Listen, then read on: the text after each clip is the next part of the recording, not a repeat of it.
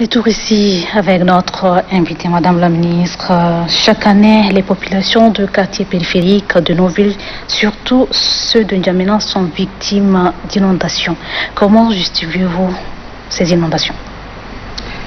Je dirais que particulièrement cette année, nous assistons à des pluies diluviennes très importantes qui ont plongé la plupart des localités de N'Djamena dans un désarroi et qui ont entraîné donc un nombre important, plus de 4000 foyers qui ont perdu donc leur maison et pour certains se retrouvent encore dans l'eau.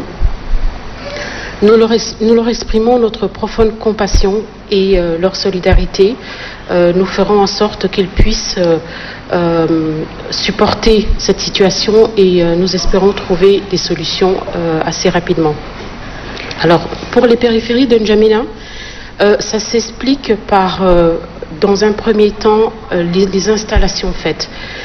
Ces environnants ne sont pas pour la plupart urbanisés et ne disposent pas de canaux de drainage en bonne et due forme, pour la simple raison que l'installation des populations dans ces endroits-là ne résulte pas d'une organisation gérée, concertée, où les populations sont venues auprès des administrations pour savoir si elles peuvent s'installer dans ces espaces-là, qui pour la plupart sont des zones marécageuses avec donc des degrés d'infiltration très minimes, avec des pentes pas très importantes, et avec ce réseau donc qui est aujourd'hui pas assez important, qui fait que tous les mécanismes qu'on essaie de mettre en place de pompage ou des exutoires qui existent ne sont pas suffisants pour permettre qu'ils vivent dans un espace assez sec.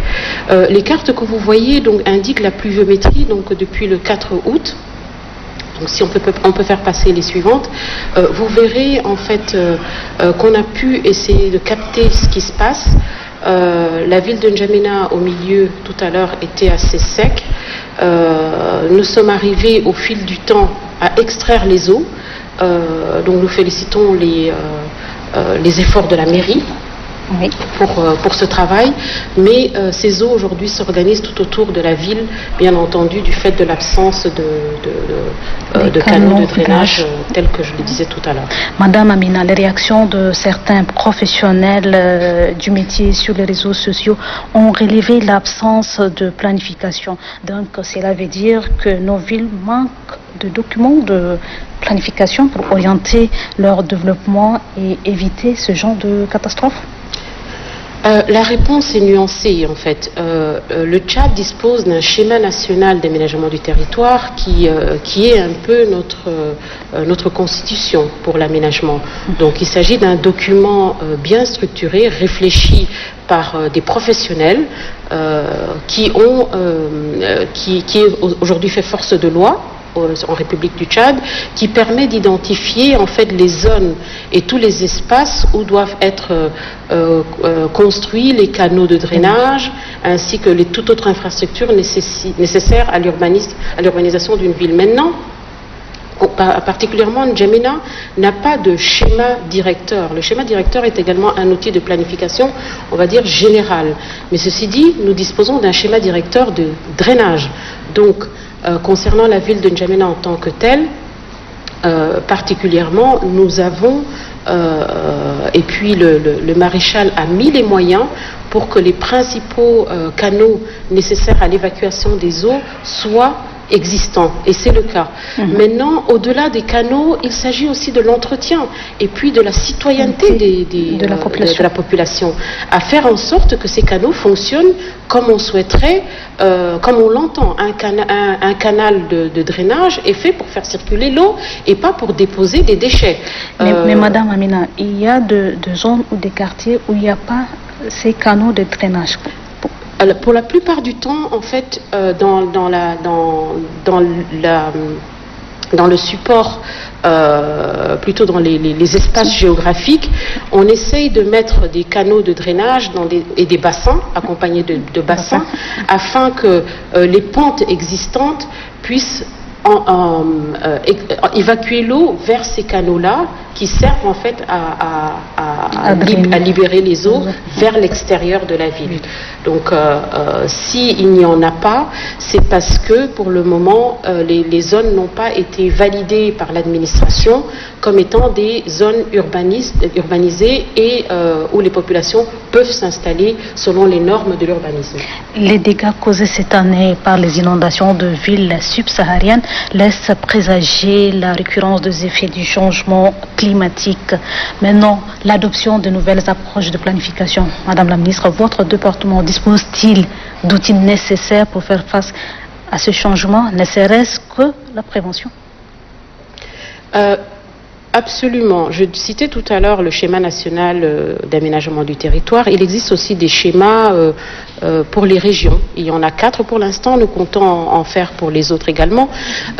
Pour certaines régions, ils disposent également de leur plan prioritaire pour organiser également les villes. Comment on a pu établir ça? C'est par rapport à la prise de données spatiales. Actuellement, nous avons modernisé l'information géographique avec un nouvel outil récemment, également financé par l'État, qui a bien voulu faire en sorte que l'État dispose d'un outil de planification performant qui nous permettra à l'avenir de mieux cibler les zones, de les identifier déjà comme étant celles qui sont destinées à telle ou telle infrastructure, d'une part, et puis de les réaliser avec la plus de précision possible. Il s'agit aujourd'hui de notre projet d'infrastructure, géographique, qui se caractérise par la pose de bornes géodésiques dans un espace couvert de à peu près, on nous montre une borne là, donc les cartographes, à partir de ces bornes-là, pourront se positionner pour relever toute donnée nécessaire à la réalisation d'un ouvrage. Actuellement, ce projet couvre 900 km² autour de N'Djamena et nous comptons le déployer à travers le pays très prochainement dans d'autres villes également, et ça va nous aider dans la prévention et bien sûr dans la réalisation avec précision de nos futurs ouvrages. Les problèmes de ville sont de plus en plus complexes et peu compris par les différents acteurs, surtout la population. Quel message avez-vous à celle-ci? Alors, le message, c'est avant tout de dire en fait en quoi consiste l'aménagement du territoire. L'aménagement du territoire, il faut bien l'entendre, c'est une politique volontariste. Le citoyen décide de s'établir là où il a envie. Et souvent, en fait, on est en train de courir après l'aménagement de l'espace où s'est établie la population.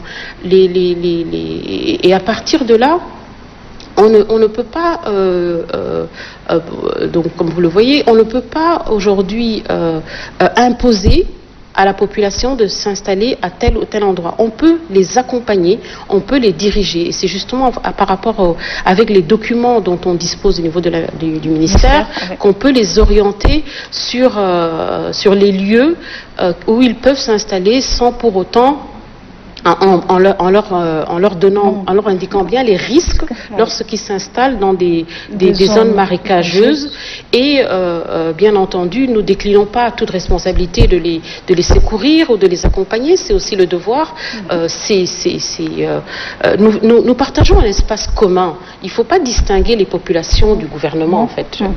Donc le gouvernement est là pour prévoir des programmes, pour prévoir des documents, pour dire aux gens où on peut vivre ensemble, comment, et ensuite les populations aussi, c'est à elles de venir vers ces administrations-là afin de pouvoir avoir les meilleures informations par rapport au lieu où ils s'établissent et comment ils doivent s'établir, parce que aujourd'hui, la problématique qui se pose, c'est que dans les zones marécageuses, telles que je citais tout à l'heure, il est impératif que si on décide de s'y installer, bien entendu, avec une urbanisation bien faite, il est quand même important de construire avec des matériaux durables. Malheureusement, nous n'avons pas tous le même pouvoir d'achat, bien entendu, et là aussi, toute la réflexion est menée, et elle a toujours été menée par le maréchal du Tchad, Donc ce ministère, il existe depuis 2002. Elle a connu plusieurs apports, et notamment aujourd'hui, on est dans la problématique de l'habitat depuis quelques années. Donc il est soucieux de faire en sorte que les populations vivent dans des environnements sains et propres. Et c'est par là que j'aimerais bien dire à mes chers confrères et sœurs tchadiennes que, en fait, la ville est à l'image de ce qu'on est. On ne peut pas aujourd'hui vouloir une belle ville et ne pas l'entretenir par nous-mêmes. Et tout n'est pas simplement de la responsabilité du gouvernement. Le gouvernement, c'est qui? Ce sont des personnes qui doivent travailler sur la mise en place de programmes, mais les bénéficiaires, ce sont les gouvernés, ce sont les citoyens. Donc les citoyens vivent dans des espaces. Aujourd'hui, si les canaux de drainage sont bouchés, c'est dû à des déchets. Qui met ces déchets dans ces canaux de drainage? Donc c'est un message lancé à l'endroit de la population. Absolument. Et quant à l'interrogation et puis à la recherche d'amélioration, je compte très rapidement mettre en place des journées de rencontres avec tous les historiens, ceux qui connaissent N'Djamena, les experts, aussi bien les cartographes, géologues, architectes, afin qu'on vienne discuter des lieux où on veut vivre, particulièrement pour N'Djamena, bien sûr, pour finaliser ce schéma directeur, et bien entendu notre code foncier qui est toujours en cours de présentation à l'Assemblée, et tout cela ne peut se faire qu'ensemble. Comme j'ai dit, politique volontariste. Et un dernier mot qui n'est pas le moindre, je suis désolée, mais je compte bien le dire, c'est l'argent. Aujourd'hui, tous ces projets qu'on souhaiterait mettre en place, améliorer l'environnement, améliorer l'urbanisation, nécessitent des investissements. Le maréchal a fait en sorte que le Tchad puisse disposer d'un ministère avec des projets et des programmes.